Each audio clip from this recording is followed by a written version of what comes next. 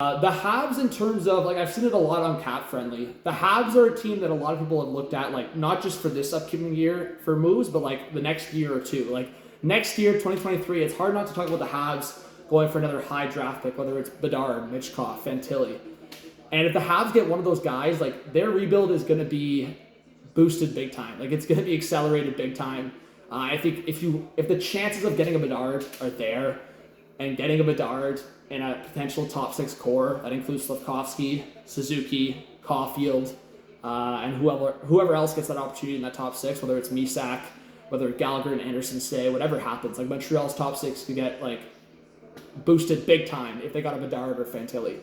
I think there's a lot of moves that Montreal could make.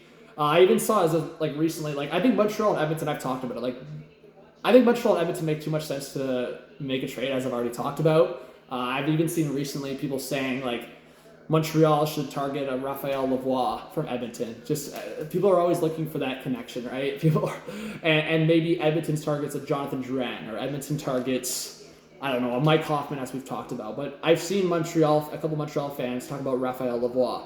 And that's an interesting target. I think you're looking for younger wingers, you're looking for younger prospects, and Lavoie, who Quebec represent, he did play in the Q, and I believe he played for the Halifax Mooseheads for a while as well. So if Edmonton had him offered up potentially in a package, maybe they target like a Hoffman or a Duran if Montreal was willing to take contracts back. So like a Fogle and maybe Puljujarvi's in that deal. It's a possibility, but again, I think Duran and Hoffman's value is just not really there. So Montreal would definitely have to take contracts back. I think also in terms of Montreal moves, it's really interesting. I mean, the Dubois conversation's been out there for so long. I think, like, when you talk about Dubois and targeting a guy like that, it's just Cheveldayoff and the Jets. Like, that situation, they're going to be patient. I can't just see them going, okay, Dubois, you want to go to Montreal? Like, go to Montreal.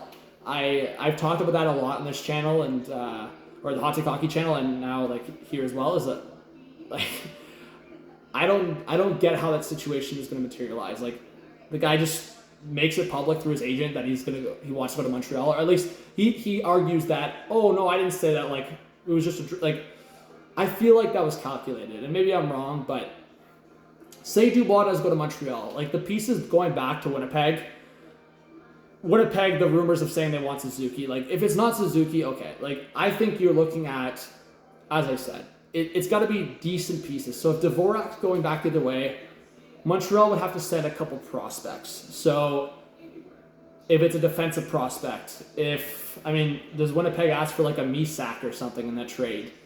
Because I would say Montreal has Suzuki, Caulfield, and Slafkovsky. Obviously, I would say a no-go, untouchable. So defensive prospects, does Winnipeg look at a Gouli or...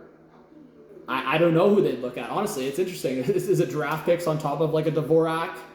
I don't think Winnipeg really wants older players in any sense. Like, I think they want to retool a little bit also. At the same time, they have younger players coming to the fold. Like, Winnipeg's drafted some underrated guys recently. And I mean, if you look at it, they just got Lambert late in the first round, and that could be a steal. They already have Perfetti, who probably makes an impact this year. So Montreal would have to give some pieces that make sense to Winnipeg in terms of their projection. Obviously, it depends. But if Montreal, as I said, if Montreal got a Bedard or got a Mitchkov or got a Fantilli, if they traded for one of those centers or signed one of those centers, I know Montreal fans were all over potentially going Huberdeau, but if they get a Dubois or like a similar player to that extent, then you're talking about such a huge turnaround. Maybe Winnipeg would even ask for a Kirby Dach. I don't know, but I think Montreal has an interesting situation where if they want to get a guy that's a 1-2 punch with Suzuki, if they don't get a Bedard or Fantilli, they might just go after a guy like Dubois. And I think they're going to make sure in the next 2-3 years with Slafkovsky, with Caulfield, with guys like that on the wing, they want a 1-2 punch. So Dubois, Bedard, whoever it is that they get, then they're going to have that 1-2 punch with Suzuki. And do they trade one of, I don't know, Kirby Dach or Jake Evans? Because at the end of the day, I think with Jake Evans' projections, like, I can't see that guy consistently being a fourth liner guy. Like, I see him at least being third line. And that would maybe be where Kirby Dach is. So then does that mean someone else slides to the wing if they want to keep Kirby Dach long term? I think the Kirby Dach experiment is going to be really interesting this upcoming year, and I think it really depends on how well Kirby Dach plays their motivations to potentially getting another center in the top 6. I think Montreal is going to be trading wingers, as I've talked about. Duran moving on, Hoffman moving on. Like a couple of these guys they'll be moving on from. Armia, maybe. What's Gallagher's future? In terms of defense, I think they like the Matheson fit. I think they still might target a guy on that right defense, as I've talked about. I think Jake Allen could be a trade piece here, as I've talked about as well. And maybe Vegas is one of those teams that looks at Jake Allen. I think there's a bunch of teams that might look at Jake Allen. I do think Montreal could be one of those teams that also helps another team and gets a draft pick back. So maybe Montreal talks to Dallas and goes, hey, we'll take the Hudobin contract, sauce as a draft pick, and maybe you can have one of our wingers or one of our defensemen.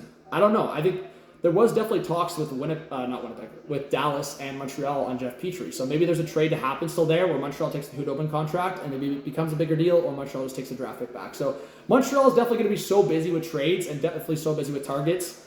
And they'll move guys out. But I think by 2024, 2025, similar to how I've talked about other teams, Montreal is going to be built potentially really well. We'll see what happens with Caden Primo or what kind of goalie they have for the future. I think that's probably my biggest question mark because they have some defensive prospects. I think Montreal is going to be good in the forward group, especially if they get a top 3, top 5 pick. But Montreal is definitely going to be interesting on that front because they could have a quick rebuild as well.